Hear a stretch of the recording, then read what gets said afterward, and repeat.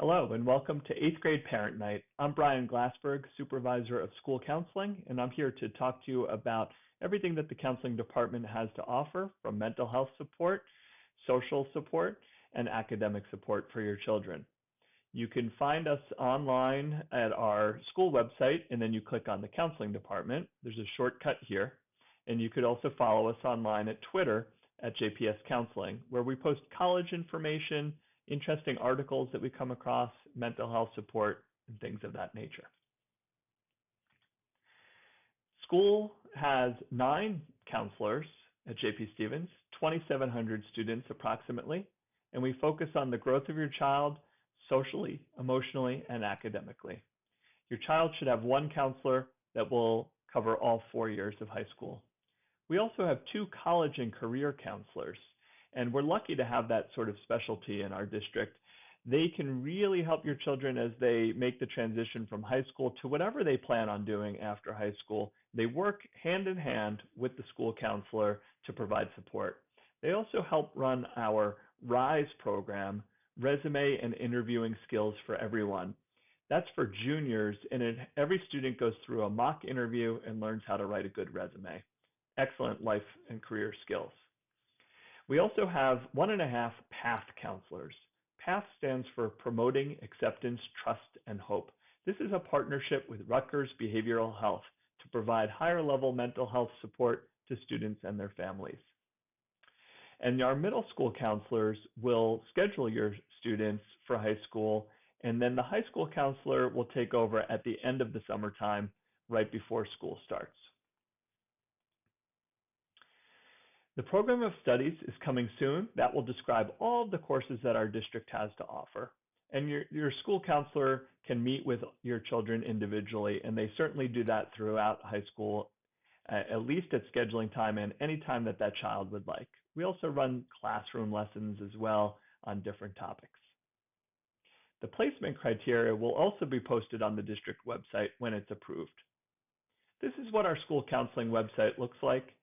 You will find crisis and mental health support, which is important, more important than ever during the pandemic. You will find college information, working papers, and along the side, you'll find links to different grade-specific information. And you will be coming to this website often for updates, and I think you'll find it very useful. The department supervisors talked before about their courses. Here's a summary.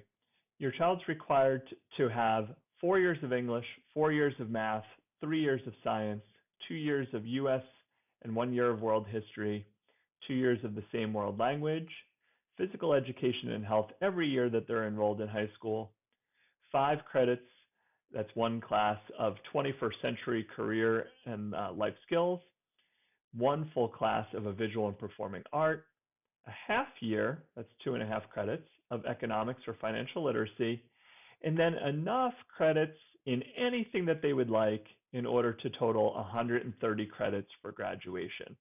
So this 17.5, which sometimes confuses people, it is literally any class that they would like beyond the requirements in order to hit the 130. This information says for class of 2024, and we expect the information to be exactly the same for class of 2025. Standardized testing is also required. You may have heard the governor waive this requirement for current seniors due to the pandemic. We expect it will be in place. So this is just an example of what it might look like. We will share updates when we have it. Your child has many years to work through the process, and I can tell you we will help them every step of the way, and it's not something that I would worry about very much at this point. We want to focus on their transition to high school. Elective graduation requirements. So electives are classes that you choose. So you don't choose to take math or science or English or social studies. Those are requirements that they have to do. But electives are classes that they choose.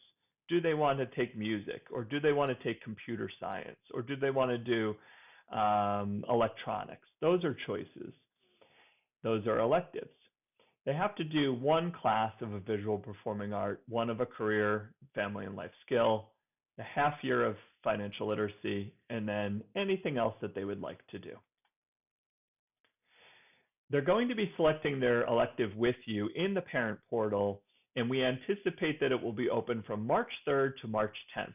You will receive detailed information in an email prior to the portal opening.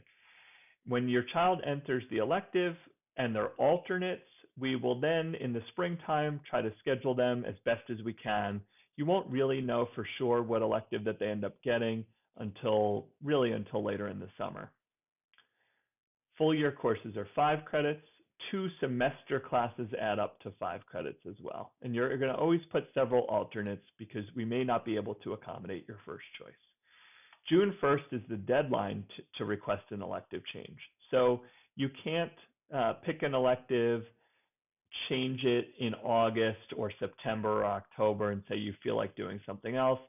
You have to make that decision prior to June 1st so that we can do proper scheduling and we can fit everybody into classes. This is an example schedule for a 9th grade student. So most students have access to an elective. If they have accelerated or honors English, then they will have 1 elective in their schedule. If they're in our academic English class, which is 2 periods long, then they would not have room for an elective in their freshman year, but they would in all of their other years.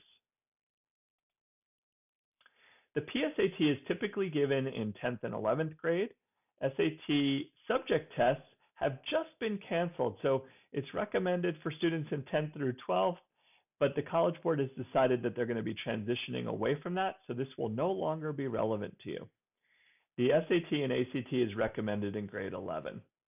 So we did give the 11th grade PSAT this year. The 10th grade one is coming up later in February for those who choose to come in and take it. Please assist your child with making a good choice with their elective. We're not able to make those elective changes in September, like I mentioned, but I would let your children choose something that they really want to take. It's okay for them to have something in their day that is enjoyable, that maybe is freeing for them, something like art or something hands-on, something that kind of makes them really enjoy school a little bit more in addition to their intensive academic classes. Academic placement is determined by the grouping procedures. So your child is going to be placed in their classes based upon different criteria. The middle school supervisors do the placement for high school. Okay, so you would have to reach out to them with any concerns, but you could start with your child's middle school counselor. And you're going to receive an email with directions for selecting courses, including a link to a scheduling video. I want to point out some non-academic things, which is that sleep matters. It's important as your child transitions to high school that they focus on good health, and that includes getting a full night's sleep.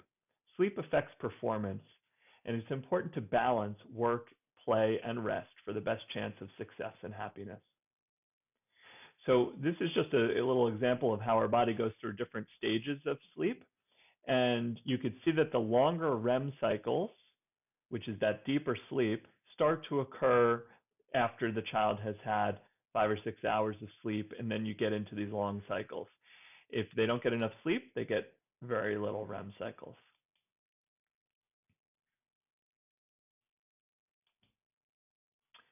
Mental health is our highest priority. We want to take care of your children, and we want them to be happy and healthy. Sleep matters. It's important that you monitor phone usage when they're doing their schoolwork. They really need to take a break from phone usage. We want to have a set after school schedule so that they know that they come home, they do their homework, and then they have playtime. But we need to factor in physical activity and playtime for them as well, because they are children. Well, adults need it too, right? And sometimes we forget to take care of ourselves physically and emotionally. Help the students find activities that are a good fit for them, and classes that are a good fit for them, and colleges that are a good fit for them. That's what we're here for, to help you with.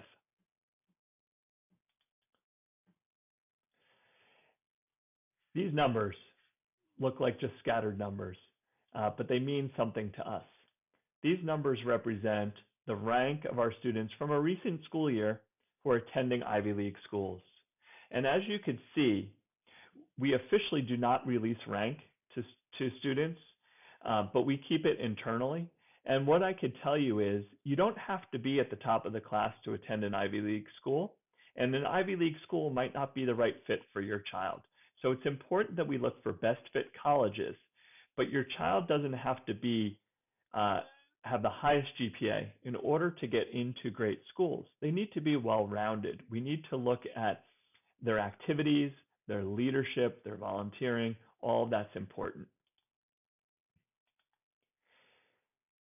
And then down here you could see the top Fortune 500 CEOs, the most Fortune 500 CEOs came from these schools. These are awesome schools, but they may not have been the ones that you were originally thinking about when you think about, oh, what are the best schools in the country? What school do I want my child to go to? Some of these are on that list, some of these may not be, but these schools are producing incredible students who have a lot of success. So again, it's important that we look at what are your child's interests and strengths, and we help them find the right college for them. Our college counselors and school counselors will help with that. Finding the best fit college and career is the most important thing for our school counselors when it comes to their academic and future success. So remember to take the PSATs, SATs when they're offered. We have a program called Naviance Career and College Search that your children may have used when they were in middle school. We're transitioning to a new program that you'll hear about called SCORE. You're going to have grade level parent presentations, a 9th grade parent night, a 10th grade parent night, an 11th grade parent night, and a senior parent night. We'll also have some other informal conversations along the way. We have school counselors, college counselors, and PATH mental health counselors to help your children. And we help them find the best fit colleges.